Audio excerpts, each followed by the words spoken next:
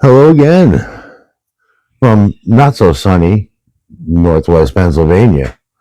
And today, I'm at our newly improved rifle range, pistol range. No, I'll show it to you. Let me turn this around here. All right. The new firing positions for our rifle range. And over here in the distance, you see that house down there, a little building. That's for our pistol range. We got a tactical range and then kind of a catch-all range they use for turkey shoots. Right in front of us is the new trap range. And over here, let me swing you around, is the old trap range, which we still use. Now, I want to give a plug for the club. This is the Allegheny Valley Sportsmen's Association. They have done a lot of work, more than I can imagine, that I would imagine they did. They really did an outstanding job.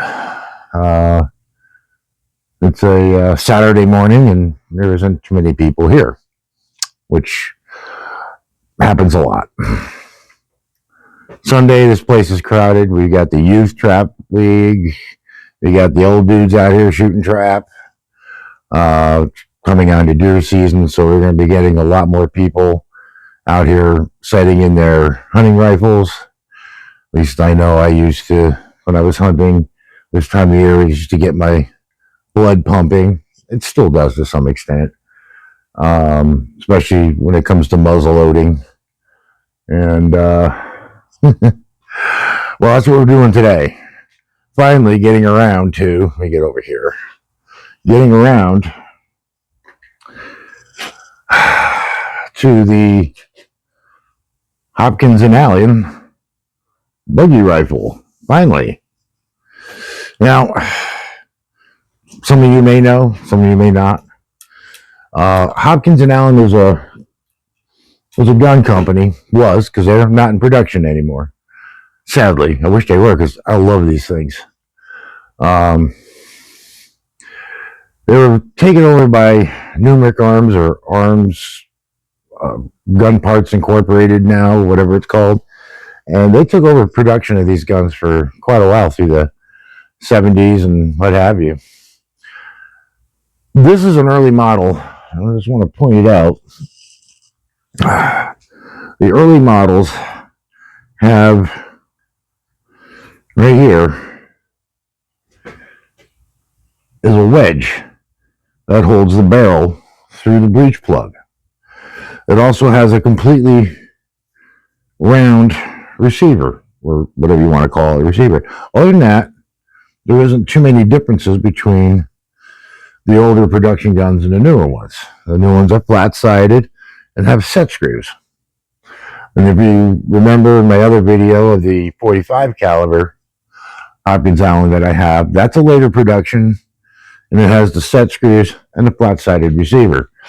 It doesn't mean anything. It doesn't hurt anything. As far as which one's better, which one's more collectible. Actually, I don't know how collectible these guns are. I've seen them go up on auctions for $130 to $400. All of it, if it's in good shape, $400 is a reasonable price for a gun like that. You're not going to find one. And for left-handers like me, an underhammer is great because there's no lock work in your face. So today, I'm going to be shooting this particular gun. It's a 50 caliber. It's a round ball shooter. It's not a conical shooter. It's a slow twist barrel. And I'm going to do some, boy, really can't see it out there, some 50-yard shooting with it. I don't know if I'm going to bench it or if I'm just going to shoot it offhand. I usually like to shoot offhand. We're going to be using some of my cast bullets. and some Hornady ball.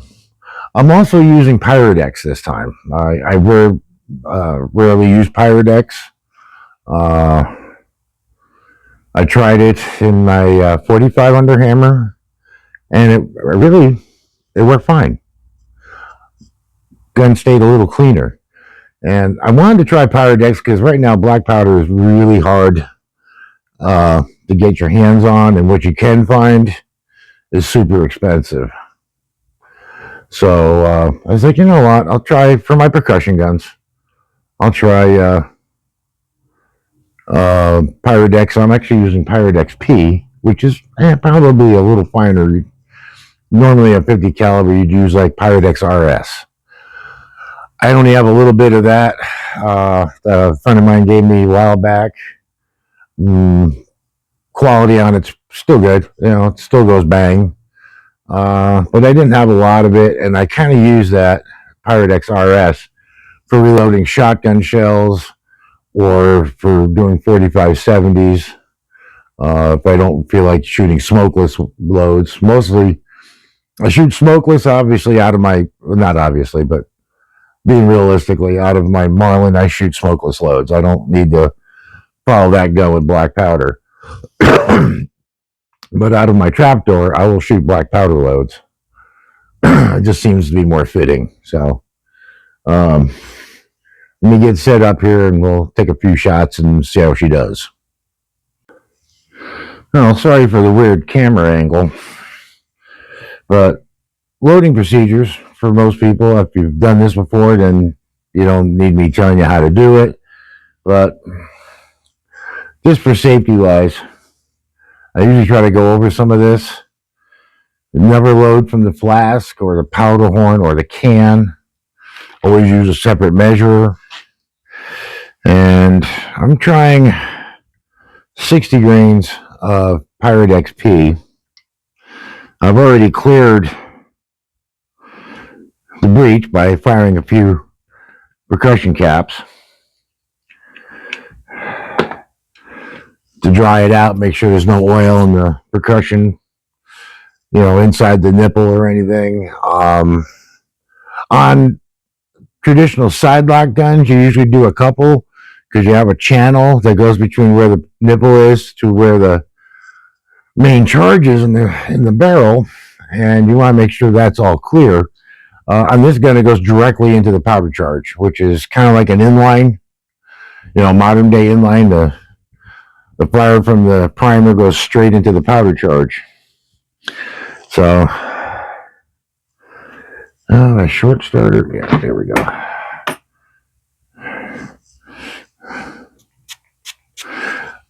On the range, I like to use a liquid lube. It's the same stuff I clean with, at least my general cleaning. If I have to do a real massive clean, yeah, I'll get a bucket of hot water and soap and do that deal. And come on, fingers.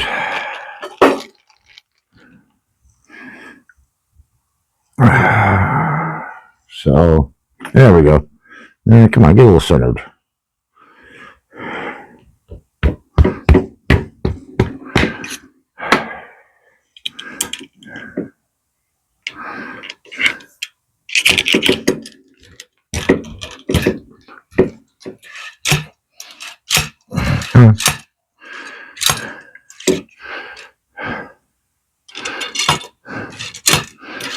I usually like to get it to bounce, but there it goes. There we go. I like to get a good bounce out of it. Make sure it's seated. Hang on a second. I forgot my earplugs. All right, I'm back. Usually muzzle loaders are not too loud. I can usually deal with the report from one, but under the covers, nah, it'll be too loud. Let me straighten this up a little bit.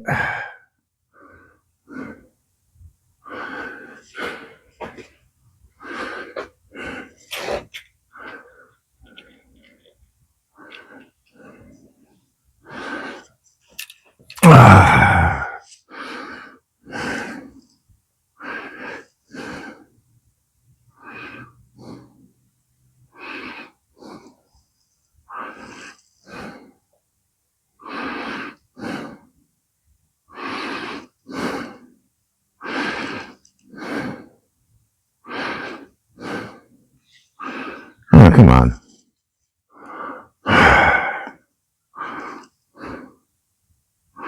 There we go.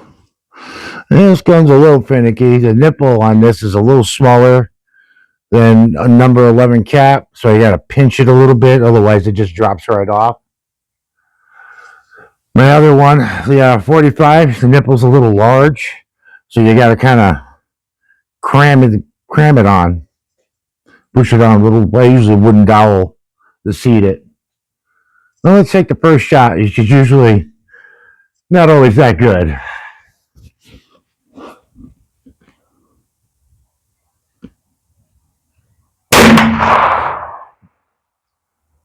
Well, maybe it is. I'm gonna have to go look. I'm gonna take you down there for this one because I'm not kidding. I couldn't have done this any better. Come on. There we go. Pardon for the shaky bit here.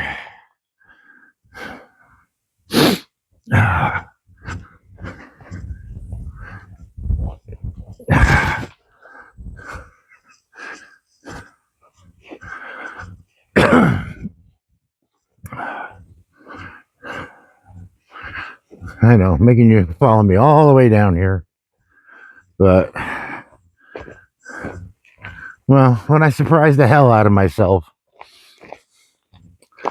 I figured I might as well just show it and just, give myself a pat on the back here for the first shot out of the gun at 50 yards. Boom.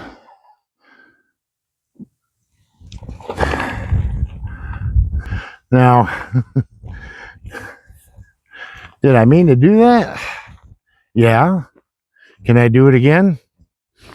Maybe. Let's see how shaky I am after doing a 100-yard walk here.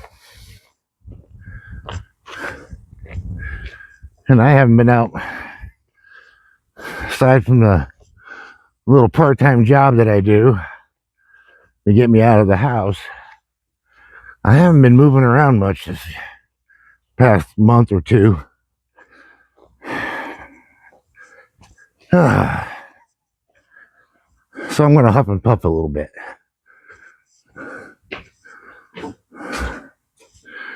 Yeah, I had somebody in the comments say, man, you need to do something. You need to lose weight. Yeah, tell me something I don't know.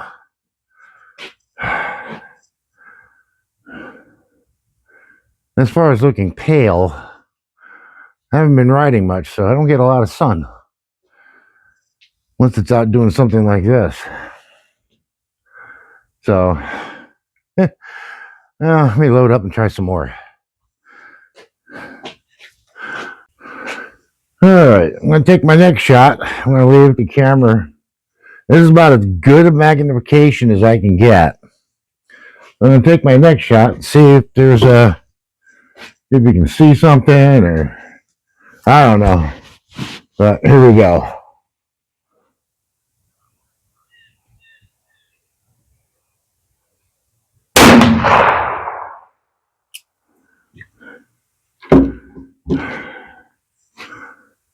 Let's go look through my spotting scope here.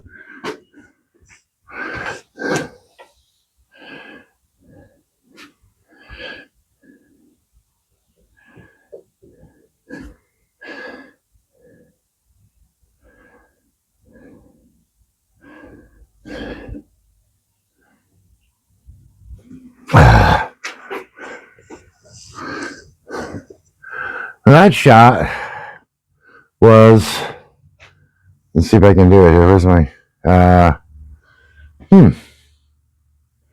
so I can do it with the knife. Where's the camera lens?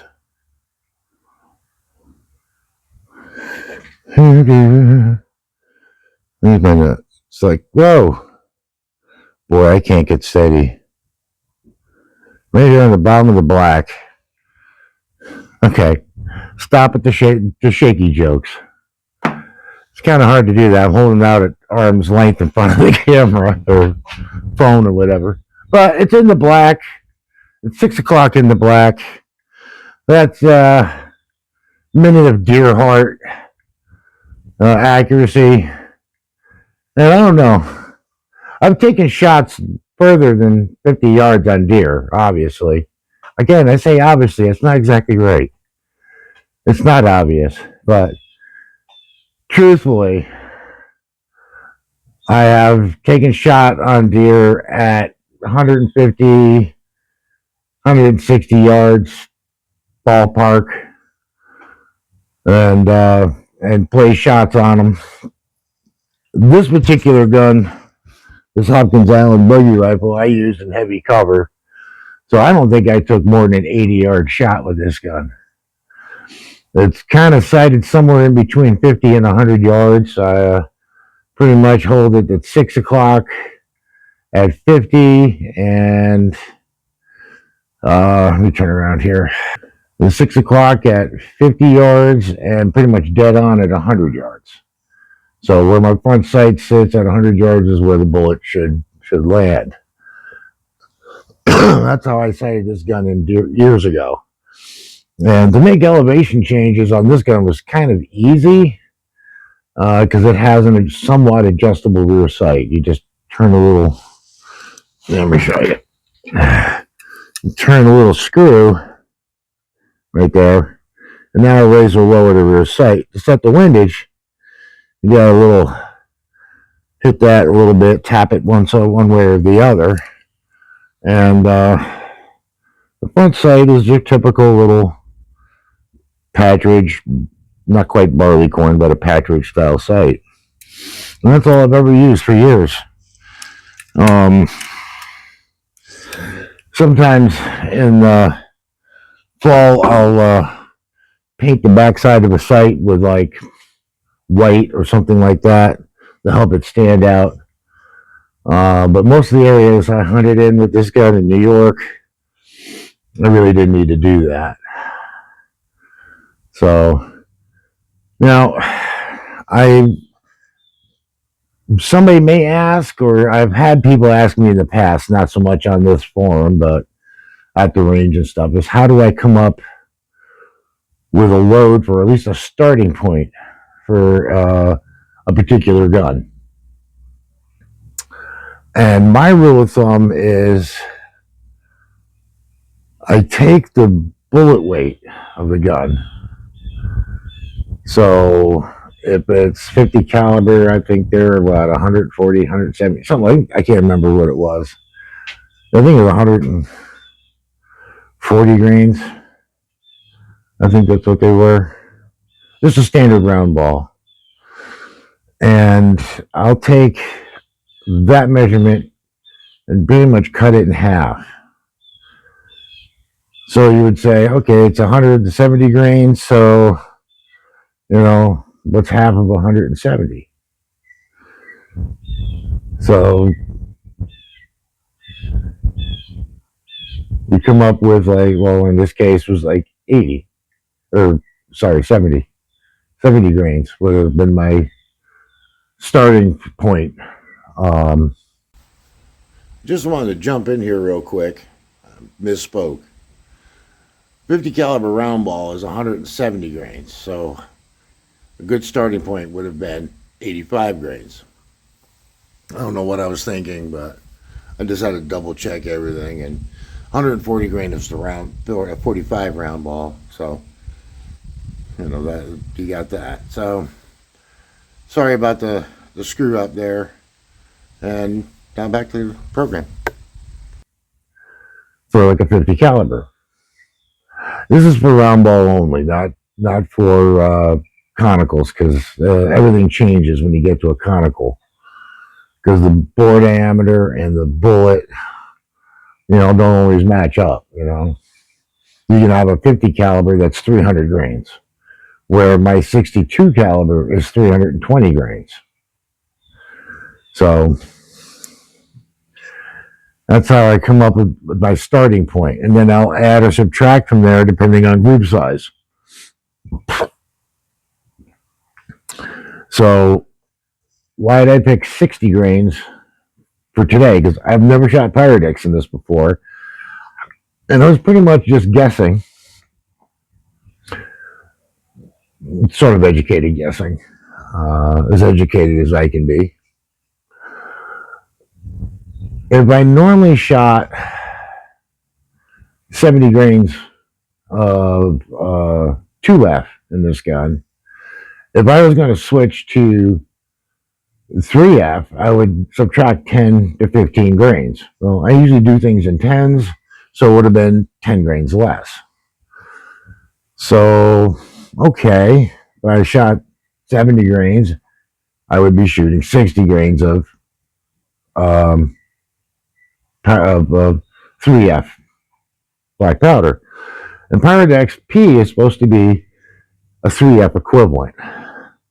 The truth of the matter is, it's not equivalent. It's actually a little hotter, a little more powerful.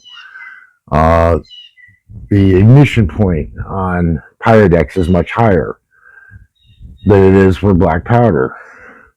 And its burn rate is slower. Black powder will flash real quick.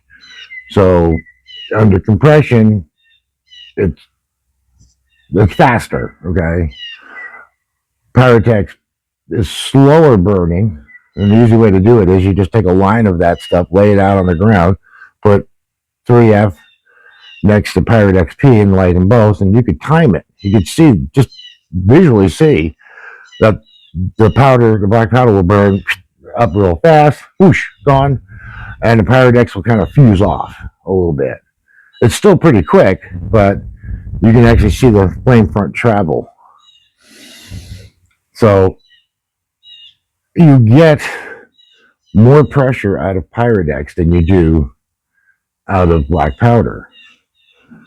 Now, the drawback is if you shoot a flintlock, you have a hard time setting off Pyrodex. It's really hard to set it off. Percussion cap will do it. A 209 primer will do it. A CCI Magnum cap will definitely, a number 11 Magnum cap will definitely do it.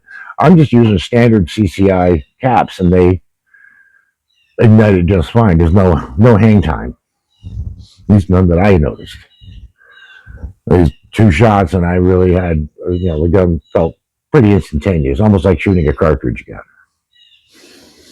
So that's my spiel about Pyrodex. For years, I kind of poo-pooed it because it was kind of like, well, why do I want to spend money for Pyrodex when I can buy black powder? And at the time, black powder was considerably cheaper. I was buying mine when I started, probably about $8 a pound. Towards the end, I think it was close to $18 a pound. But for the last 25-pound order that I made, I think I was paying, well, if I bought it individually, it would have been $18. I think I was like $12 or $13, $14 a pound, something like that. I can't remember. It's been so long. And I still have a good chunk of that left over the years because I took kind of a hiatus from shooting black powder because other things in my life had come up and other priorities, and I wasn't shooting competitions anymore. And I'd really take a gun out maybe on my birthday or something. I'll take one out and shoot it. I really didn't have a lot of time to do, just come out and do this. Since I retired, it's kind of like, yeah, I kind of want to start doing this again. I kind of want to smell that black powder, or in this case, the Pyrodex, which really, I got to equate Pyrodex to something maybe you all might have some experience with, especially older folks. It's like comparing Splenda to sugar.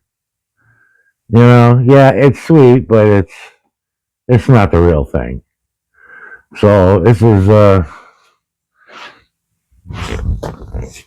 Splenda power. Well, I want to carry on doing some more shooting. I don't think you guys need to sit here and watch me poke holes in a target. Or maybe you do, but I'm just going to go and enjoy myself and put a few more holes in this target and sit back and kind of enjoy the day. Really, it's really pretty here, and it's really quiet. I kind of like that. Last time I was here, a few weeks ago, I was here with Gypsy doing some pistol practice and stuff. So we really didn't film anything for that. It was just really a practice session for her, trying out our new tactical range. Which one of these days, when we get down here again, I'll take you over there, and we got some steel and what have you. It's not really totally set up yet. The targets are, but the actual range layout's not completed. Or maybe it is. Maybe they're not going to complete it now. They were supposed to put in firing positions, and so you could do your police training, or for the police to come out here and do some training. I don't think that. I think that idea might have fallen through. At least the way they got it set up now doesn't lend itself to that. So it's a fun range. You come down. We have to bring tables and chairs with us because there's really nothing out there. All the tables and chairs are up here in the building that they just built. Which, when you're doing tactical stuff, I mean practice. I hate using the word tactical, but it's, for lack of a better thing to call it, I just call it defensive training, really. But if you're doing defensive training, you're not shooting at 50 yards. If you got 50 yards between you and your attacker, you got time to get the hell out of there, hopefully. Unless they're shooting at you. Then you got to shoot back.